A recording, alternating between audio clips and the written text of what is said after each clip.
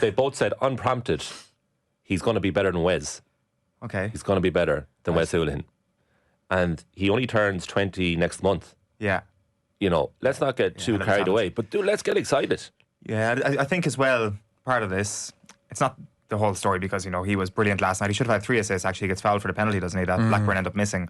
But part of this is the fact that he's come through what is a gilded Brighton academy, and he's come along at a similar enough time to Evan Ferguson, and he's come through a similar system.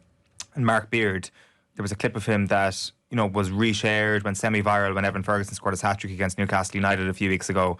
But in that, you've also got multiple mentions of Andy Moran as well. Like, he puts him in that bracket of this generation of young Brighton footballers. Obviously, De Zerbi has made the decision that he needs to go out and spread his wings, and Jon Dahl Tomasson is going to be his manager for the next year, which doesn't seem like a bad set of hands to be looking after this kind of very prodigious career that's just getting up and running.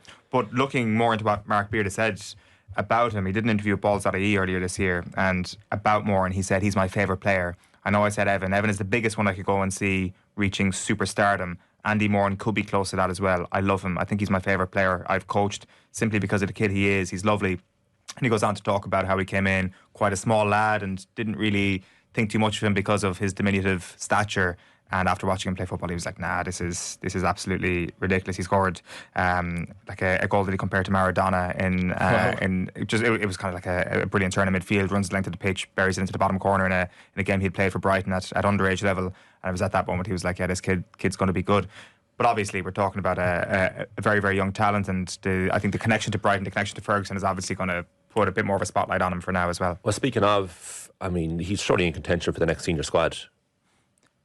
Yeah, you'd have to think that if he manages to turn this into championship form for Blackburn, he'd have to. Like, Blackburn are sort of becoming one of the teams to watch from a Republic of Ireland perspective at this point, between himself and Sammy Smodics, obviously. And we know about this manager, obviously. He's not afraid to, as long as he's still there, not afraid to give young players a chance.